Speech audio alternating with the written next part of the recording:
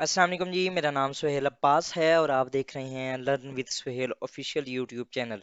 नाज़रीन, आज हम थोड़ा सा मैं काफ़ी अरसे से इंग्लिश ऐसे से अनटच हूँ। तो मेरा इरादा था कि मैं थोड़ा सा इसके ऊपर डिस्कस कर लूँ, इसको भी थोड़ा सा हम साथ साथ लेके चलें, because it is one of the great और one of the biggest killer in the history of CSS और टू सम एक्सटेंट PMS भी।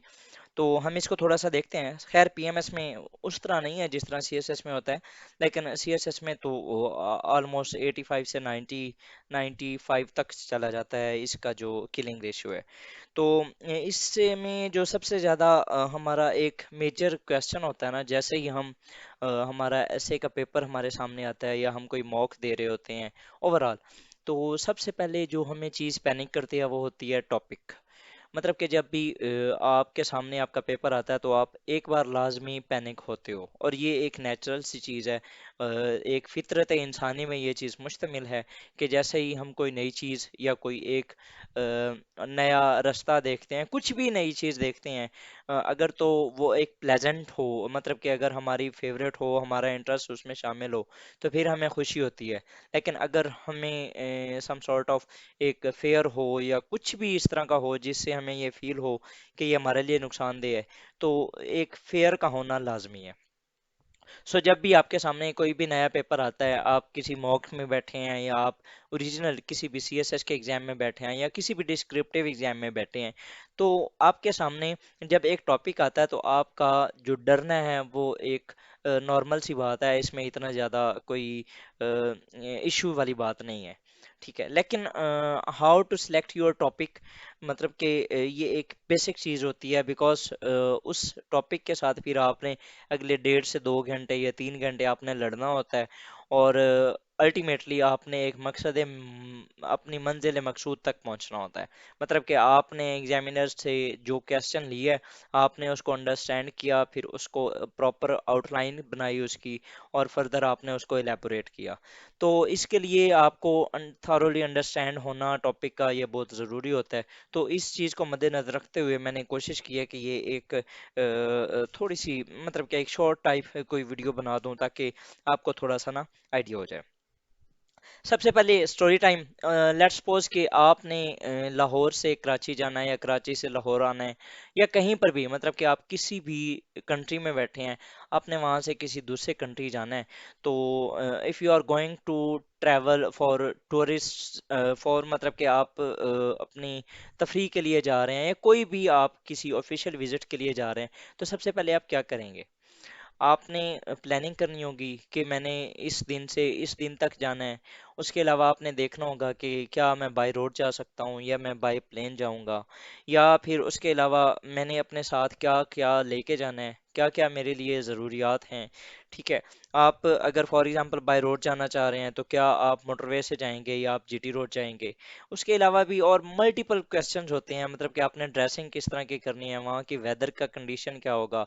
ये सारी चीज़ें ना आपने अपने अंदाज में ये आप पहले प्लान करते हैं।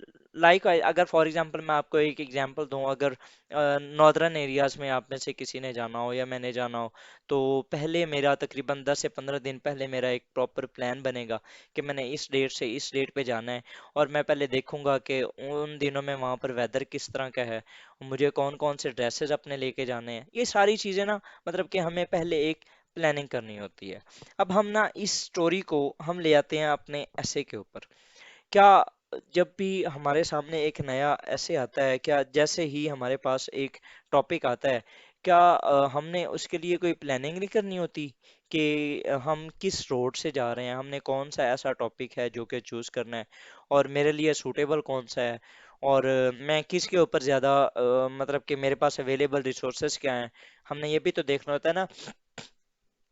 अगर हमने बाई प्लेन जाना है तो मेरे पास क्या इतने अवेलेबल रिसोर्सेज हैं कि मैं बाई प्लेन जा सकता हूँ, या अगर फॉर एग्जांपल बाय रोड जाना है और GT रोड और मोटरवे, तो क्या मेरी गाड़ी इतनी सस्टेन कर पाएगी कि मैं मोटरवे के ज़रिए जा सकता हूँ या GT रोड के ज़रिए। तो ये सारी चीज़ें ना, अब जब आपके सामने आपका ऐसे वाला पेपर आता है ना, तो उस टाइम आपने अपने आप से पूछना होता है। सबसे पहले ना आपने देखना होता है कि क्या ये जो टॉपिक है क्या ये मेरा इंटरेस्ट वाला है। अगर है तो मैं इसके ऊपर कितना एक लिख सकता हूँ, क्या वो जो ऐसे होगा, वो जो टॉपिक के ऊपर मेरी राइटिंग होगी, क्या वो मुझे पास करवा देगी, क्या वो मुझे मेरी मंजिल तक पहुंचा देगी, क्या उसके अंदर इतना फ्यूल है, मतलब कि मेरे पास इतना डाटा है कि मैं उसको उसकी जो आउटपुट है वो मैं इतनी दे पाऊंगा। ये सारी चीजें जो है ना हमने पहले प्लान करनी होती हैं।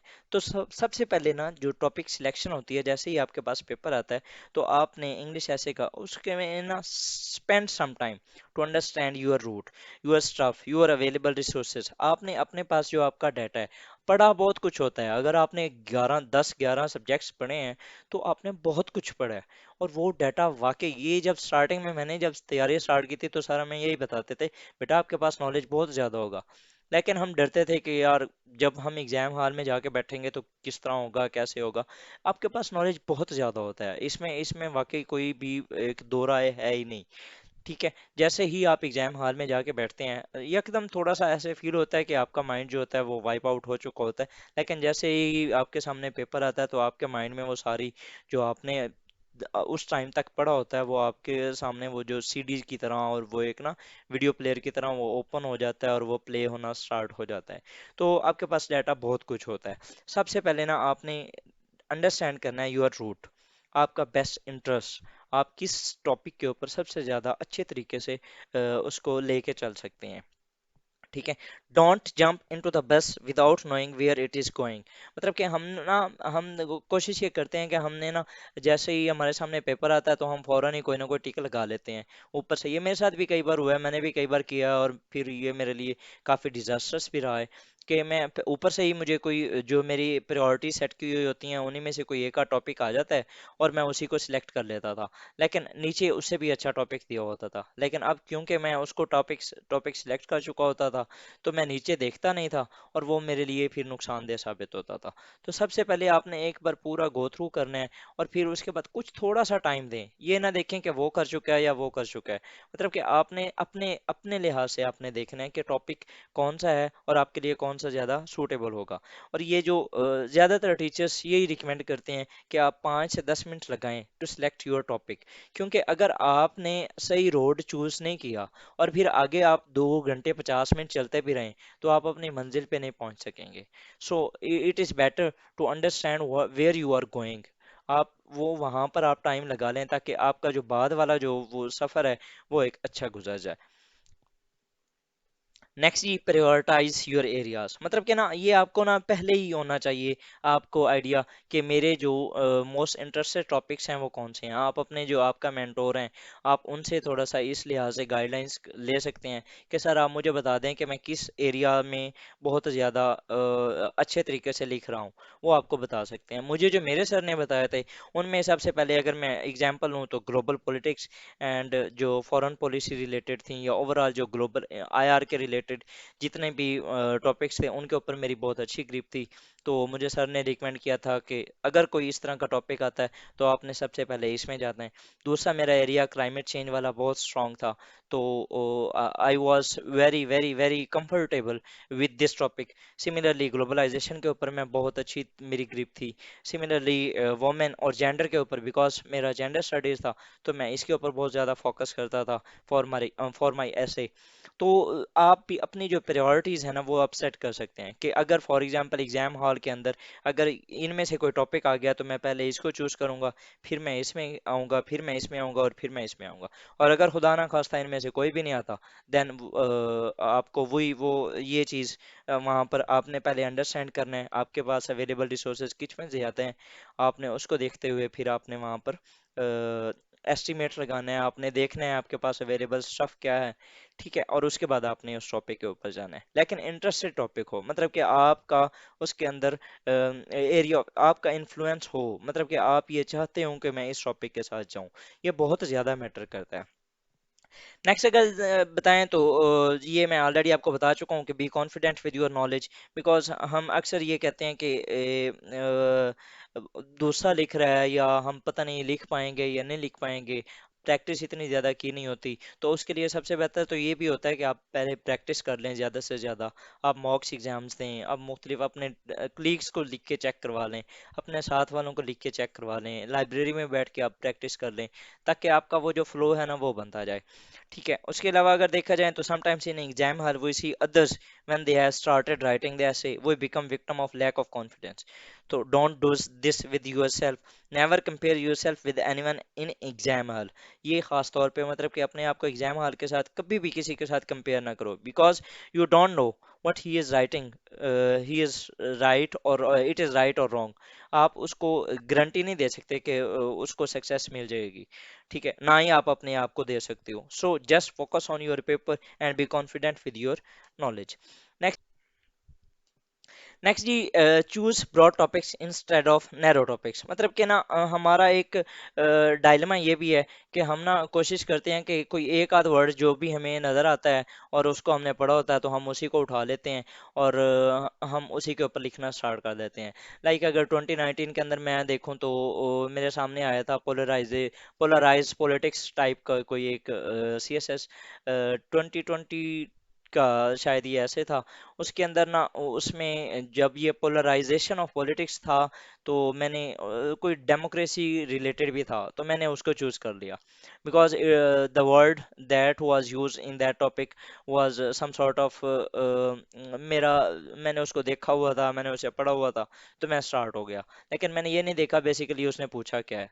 ठीक है, तो हमारा ये भी बहुत बड़ा मसला होता है।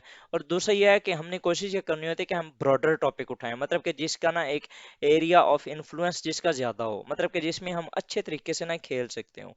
Topic which you can make a boundary of your self, मतलब कि हम खुद उसको आउटलाइन कर सकते हैं कि मैंने यहाँ से यहाँ जाना है और फिर इधर से होते हुए इधर आ जाना है। इसी तरह never go for over broad topics which you can't handle. Next जी, टॉपिक विच मतलब कि कुछ इस तरह के होते हैं टॉपिक्स जिनका कोई सर पाँव नहीं होता, जिनकी कोई हेड और टेल नहीं होती, तो आप उस टॉपिक को भी नहीं उठा सकते, because you don't know where to start and you don't know where to end. मतलब कि आपको एंड और स्टार्ट का ही नहीं आइडिया होता कि आपने कहाँ से स्टार्ट करना है, कहाँ पर एंड करना है। तो ये भी एक बहुत मुश्किल टॉपिक होता है जिसको चूज करना होता है। ठीक है, topics which you have no head और tail can lead to a disaster, so make a sanity oriented choice. जो इसके बाद प्रैक्टिस है, टाइम थोड़ा सा ज़्यादा हो गया है, इंशाल्लाह हम अगली वीडियो के अंदर इसकी ना प्रैक्टिस करते हैं। 2022 का ऐसे का पेपर है।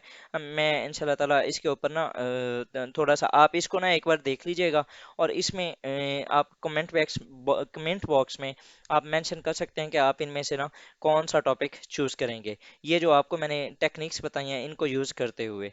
ठीक है, बाकी जो इसकी प्रैक्टिस है ये मैं इंशाल्लाह ताला अपनी जो अगली वीडियो है उसके अंदर मैं खुद भी बताऊंगा कि how I will choose my topic और my area of influence will be in what topic, और किस तरह मैं इन 10 टॉपिक्स में से जो प्रायोरिटीज सेट करूंगा कि पहले नंबर पे कौन होगा, दूसरे नंबर पे कौन सा टॉपिक मैं सिलेक्ट करूंगा, इस तरह। तो इसको हम देखते हैं इंशाल्लाह अगली वीडियो में। अस्सलाम वालेकुम रहमतुल्लाह।